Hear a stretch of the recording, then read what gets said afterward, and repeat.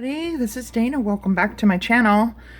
Today we are continuing working on our journal covers that we started yesterday. We got to the point where we're going to be working on the closure, and I didn't have what I needed for the closure yesterday. So here's where we left off. We had done the outside, and this is nice and firm now. When we left yesterday, it was pretty soft and pliable, and it's still a little pliable. I like my covers to not be like super stiff unless I'm working on like an actual book and I'm using a book as a cover.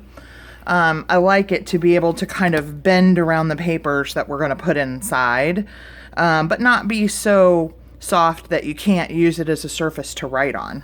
Okay, so here's how we left yesterday. We had done the cover, we glued down all of the edges, and I didn't want to put the inside front cover pieces in yet because I wanted to sew my closure on.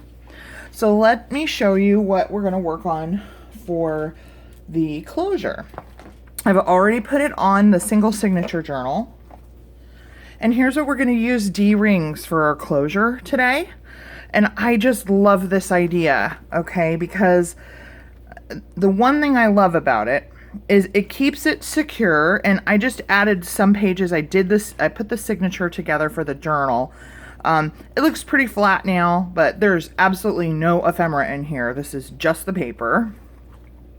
But the one thing that I love about it is that no matter how big the journal gets, okay, this is sewn on right here. No matter how big the journal gets, it can fluff out a lot. Okay, and this is still going to wrap around and keep it closed. And I just love that. I also just love the look of the metal and the fabric. And I just think that that's going to be, it's a great closure. I love it. So let me show you how we're going to do that. And like I said, I've gone ahead and put together my signature here, and I'll show that to you guys later after we finish the tutorial.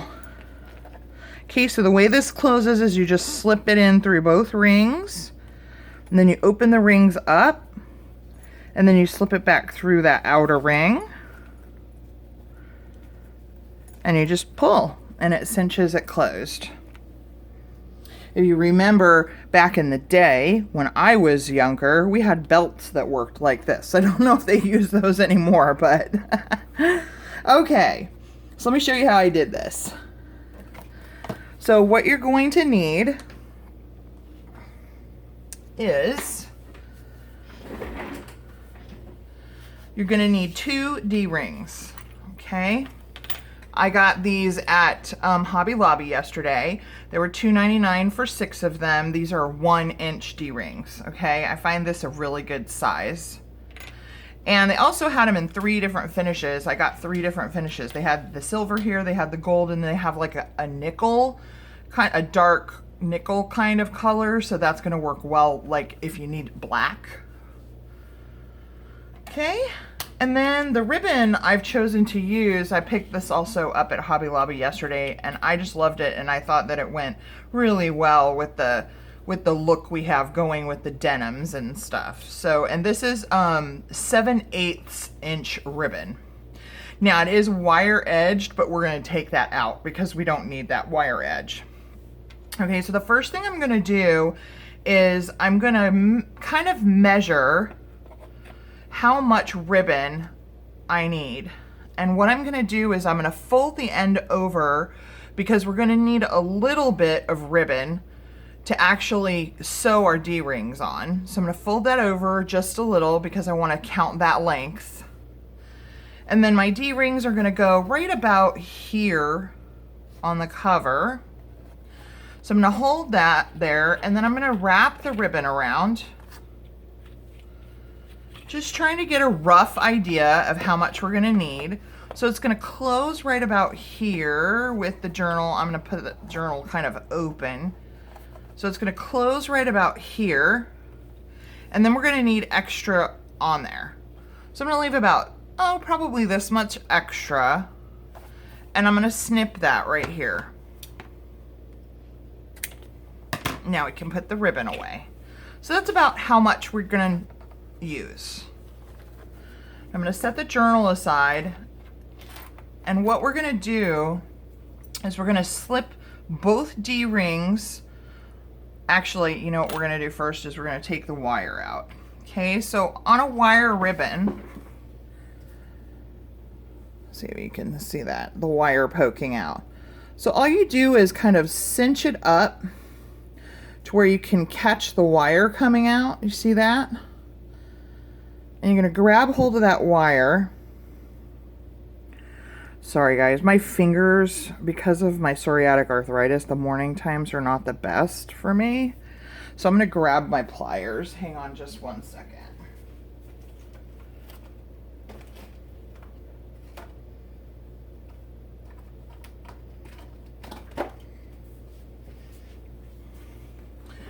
So I'm just gonna grab this wire here and hold it, and I'm just gonna pull and just pull it all the way out. And there you go. It's as easy as that. Okay, so there's that one, and then there's one on the other side. So we'll grab this one here. If I can find it. Let's use the other end. There it is. So I'm just gonna grab that with my pliers, and I'm just gonna pull the wire right out. We don't need this. All right. Now what we're gonna do is we're gonna take both rings and we're gonna slip them through with the right side facing up of the ribbon. And I'm gonna fold that over, and I need enough space for it to be folded over for my presser foot to get in here on my sewing machine. Okay, so I'm gonna pull my sewing machine over. You see how well I am in camera here. You're not really gonna be able to see me sewing, but I'll show you when I'm done. I just didn't want to do it over at my sewing table today because there's going to be a lot of kind of back and forth. So I thought it'd be easier just to bring my sewing machine over here. So I'm just putting this in, and all I'm going to do as close to those rings as I can. I know you can't see this, but I've got my presser foot literally almost up against the rings. And then I'm just going to sew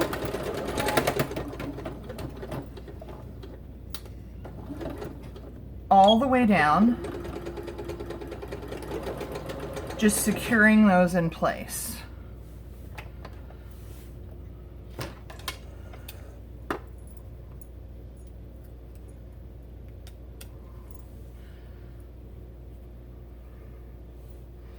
Oh my gosh, I'm so shaky this morning. Now, I totally messed up here, and I'll show you. But because of the color of my thread, you can't really tell it too much. See how I just kind of messed up right here? But that's okay. All we're looking to do is just secure those in place. And now what I'm gonna do, and there's not really much extra, but I'm just gonna cut off any extra ribbon off the back. Okay, so that's what we have. Now I'm gonna bring in my journal cover. Now what I did on this one is I attached it on each side. I sewed down each side all the way up almost to the spine, okay? And I tacked this down with Fabri-Tac. I'm not gonna do that this time. You can't really tell a whole lot, but Fabri-Tac does kind of seep through the fabric a little bit, and it does leave it with kind of a little bit of a darker finish so you can kind of see it a little bit. So what I'm gonna do is I'm gonna use art glitter glue this time. All I'm looking to do is tack it down so that it stays while I'm sewing. So what I'm gonna do is decide where I want my closure to be. And I think right about here is good. And I'm going to take my art glitter glue, because this works really good on fabric. If you guys have not discovered art glitter glue yet, it's absolutely fabulous. I love it so much. One of the best crafting glues I've ever come across in all of my years of crafting. Now, because I'm working with this seam line, we're lucky here. I'm going to just move this, and I'm going to just run glue, just kind of a line of glue right where I know in the middle of where my ribbon is going to be. Not taking it all the way to the seam, to the spine, but close to it. This is so super easy to do, and it's the cutest closure. I just love it. Okay, now I'm going to lay this down in my glue, and I'm just going to hold it and let the glue catch. I just want it to stay in place while I'm sewing. Okay. So I'm just going to let that glue catch a little for a minute. The art glitter glue catches really fast. It doesn't seem to want to work here though. It's probably because of the shiny surface, because I've Mod Podged the cover. Let me see if I can just hold it here for a second. Maybe it just needs a little more time. Yeah, it just needs a little more time. And like I said, I'm not gluing it into place. I just want it to stay while I'm sewing. There we go. Okay, so now what I'm going to do is take it to my machine, and I'm going to run a stitch down this side and down this side, almost to the spine, not quite. Okay, so we'll do that. And then we're done. Literally, that's the closure. It's super fast. And I'm going to back stitch at the beginning and end.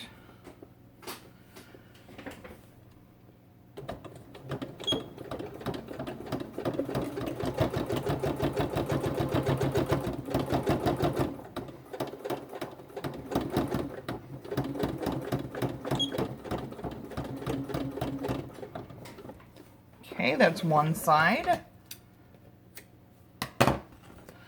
Now we could do the other.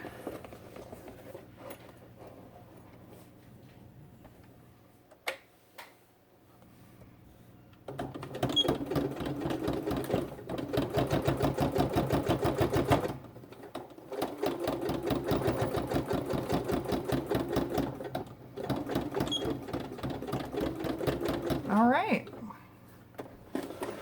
And literally that's it. There's your closure. So I'm going to move my sewing machine out of the way so we have more room to work here.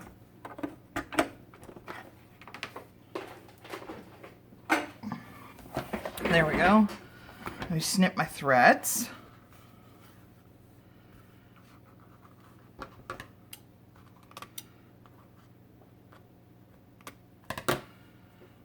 There. And there. And I didn't do the cleanest of sewing jobs here, but I'll probably embellish this with something. I'll put something right there just to kind of hide that. I'm going to snip my threads on the inside.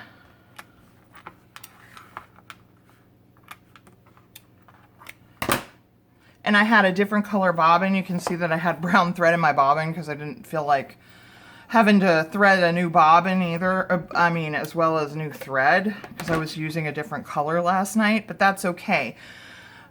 If you're a beginner sewer, your bobbin thread shows up on the bottom side of your fabric, your project, whatever it is that you're working on. And because I knew we were going to cover this with paper, it didn't matter what color thread that I had showing here on the inside. Okay, so that's what we have. Isn't that cute? And so easy, not hard. So this will come around here and it'll close like this. Now I have not cut the ends off of either one of these journals yet. These ends are going to end up being a lot shorter. Isn't that cute? I just love that. So cute. And like I said, I have not cut the ends off because I'm going to wait until I have my journal full. And then I will leave some extra because whoever gets these journals, they're going to add things to them. Okay, so you want to make sure that you're leaving that person enough ribbon so that if they put a whole lot in here, that they've got enough room to close it. Okay, so that's what we have. Cute, right? Okay, so what I have done here for this journal, what we're going to do for the inside, I decided, we talked about this on the video yesterday, I decided I don't want my signature, the sewing and workings of my signatures to show. Okay, for example, this journal here, okay, the threads show from sewing in my signature, and I love that look. I love the fact that they show. Typically, I will leave all my journals like that. However, this particular one, the spine looks so nice with our patchwork here. I don't want to distract from it, so I'm going to do a hidden spine on here. So when I get to that point, I'll show you guys how I do that. So, because I'm going to do a hidden spine, and because this cereal box is so long, our 12 by 12, let me show you, let me get a strip. Our 12 by 12 papers are not going to be long enough to go all the way to the edges. Now, I do like some of this to show, the edges to show, but not this much, okay? So when you're working with a cereal box and making a journal with something that's too large for a 12 by 12 piece of paper to cover it, all you need to do is cut that 12 by 12 piece of paper in half, okay? And one panel is going to go here like this. And now I've cut that just shy of the score line for the spine, okay? We don't want to cover that score line and make it too thick, or it won't fold properly. And then this panel here is going to go over here. Now, if you weren't doing a hidden spine, I'm going to do a hidden spine. But if you're not doing a hidden spine, all you need to do is take a strip of coordinating fabric and just cover the spine up with it, okay? And that's how you can still use the paper that you wanted to use. You just need to use a separate piece for the spine piece, okay? So now I'm at the point where I'm gonna go ahead and cover this. I'm gonna use Fabri-Tac, and I'll tell you why, okay? I don't believe that my art glitter glue is gonna hold on this shiny, you saw how much trouble I was having with the ribbon on the front. I used Fabri-Tac on this one. Plus there's all of the thread and stuff from all of the stitching of those decoupage sheets. But the main reason, and that's what I used here, okay, but the main reason that I want to use the Fabri-Tac is the consistency of this glue.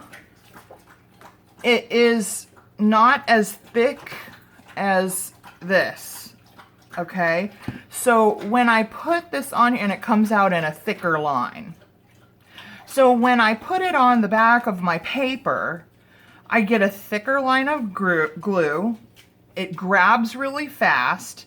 And because it's not as thick as PVA glue is, when you're able to like squish it down. So when I go to squish my paper down, the Fabri-Tac spreads really well. And if you put enough on, you're gonna get complete coverage on your paper as you're pressing it down, and it'll spread nice and even. So that's why I like to use this here. So all I'm gonna do is take my Fabri-Tac. Let me make sure I know which way I'm going. Okay, I want that side over here. And I'm just gonna, pretty close to the edge, but not right on the edge because it is going to squish out. I'm going to run this around the edges. And then put a really nice amount in the middle.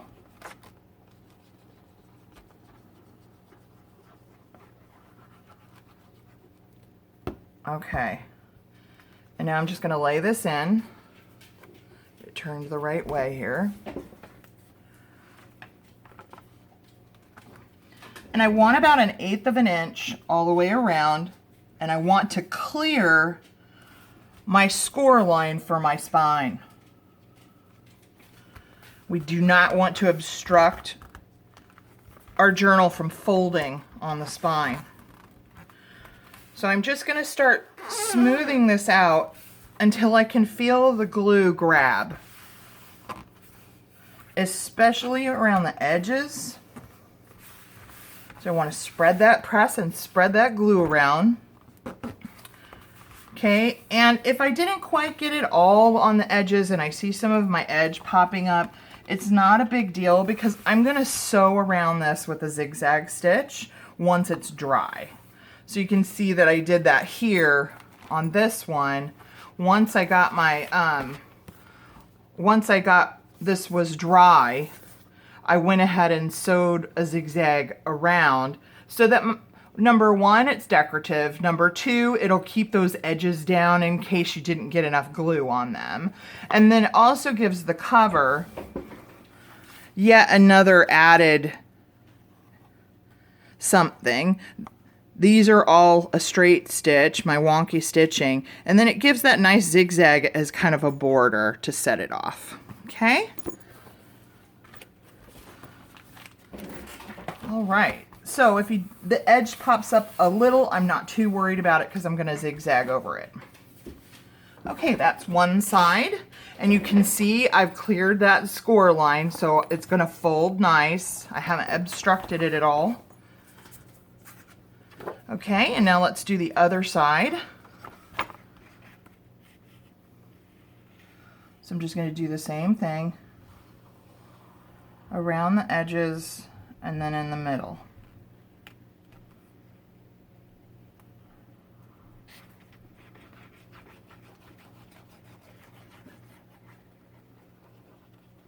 I love this glue.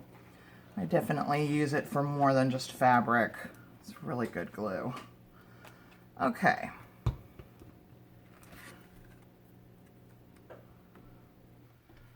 Okay, so now we'll get this side laid down.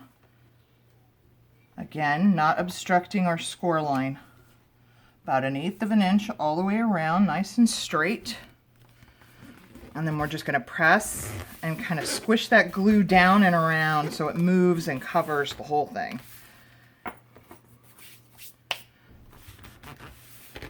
I love this kind of stitched striped paper. I thought it went so well with the cover. Okay, get those edges. And now you can see we've covered up our stitch marks from our closure. And so that you can't see those now. All right. And because I'm going to do a hidden spine, I'm not going to cover this right now. Okay, if you don't know what a hidden spine is, it's an extra piece of chipboard that you sew your signatures to. And then you glue that chipboard piece down here. That way, the stitch marks are on the extra piece of chipboard, not on the outside of your journal. And there we go. Once this is dry, I'll zigzag around the whole edge. And that looks good. And so our closure comes around like this. Nice. Okay, so what I've done, because I really wanted to show you what this would look like, this closure would look like with papers in a journal. That's why I went ahead and put my signatures together for these journals. I decided to make them Farmhouse theme, and I'm using the Farmhouse paper pack that I got at Michael's yesterday, over the weekend. that I thought would go really cute. I showed you guys that paper pack yesterday. So for the signature, I can't even remember how many pieces of paper I have in here. Let's see.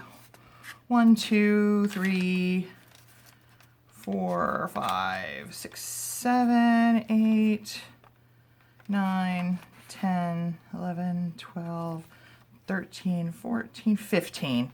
Typically that's where I start, about 15 per signature. And I just want to show you what I have. If you struggle picking out papers for your signatures for your journal, my starting point is always the paper pad that I'm using for the decorative paper, okay? I take 6 pages that I really like, and then I stack them together with what I want on the cover. That's what I pick first. And then what I want on the inside of the signature, the center of the signature, because that whole piece is going to show. And then I will start putting stuff in between. So I'll stack my 6 papers of printed cardstock from my paper pack, and I'll put those together kind of in the order I want them in the signature. Then I'll always choose 3 or 4 different pieces of coffee dyed paper. I always have a music page. Here's some coffee dyed paper. I put this doily in against this wood grain because I felt like it was really gorgeous against that. So this is my next printed piece. So in between this paper from the paper pack and this paper from the paper pack, I've got a piece of music page, a piece of coffee page, and a doily. And I don't count the doily as, like, when I'm counting how many pages in here, I don't count the doily. That's an extra. So then between the next 2 pieces of paper from the paper pad, I've got a coffee dyed piece of paper and a dictionary page. And in between the next 2, I've got a coffee dyed piece of paper and a bag. And in between the next 2, I have, this is a page from a calendar and coffee dyed composition notebook paper. And in between the next 2, I've got more composition notebook paper and an Edith Holden page. And then the middle. And that's how I put them together. I try to put more than just one piece of coffee dyed piece of paper in between the 2 pieces of printed cardstock. And I'm just thinking, I thought I put an atlas page in here last night. Maybe I forgot. Yeah, because I wanted it to go right here. What did I do with that? Okay, I'll have to put one in there. Because I don't like to see, I don't mind the white on the left because it's great journaling space, but with my decorative papers here, I don't like to see the white from this page here. So I'll have to get, I decided to put a page from an atlas in here. So I'll have to get that and add that in there. In my signature, in my other signatures, I have that atlas page in there. So I'm just going to close this one up. And here are my 2 signatures for this one. Let's see, that's how that's going to look without anything in it. Okay. No ephemera, tags, nothing, pockets, nothing. They fit in there really nice. That's a 1 3/4 inch spine, if you remember. And I just want to show you the atlas page. I set these up pretty much the same. There it is. I didn't have anything extra to go between this coffee dye paper and this coffee dye paper. So I just pulled a page from an atlas because it's got nice color, and I put that in between. And I feel like that made much more sense, looked better. Okay, so that's what we have. And if you want to see the rest of this journal process of me doing these journals and putting them together, comment below. I'll take you through it step by step if you want to see it. So I hope you enjoyed this closure and this tutorial. Give it a try. I think it's just a wonderful way to close a journal especially as your journal gets bigger and bigger because it'll adjust with it. So comment below if you want to see the rest of the process of doing these journals. And as always, have a wonderful day and God bless.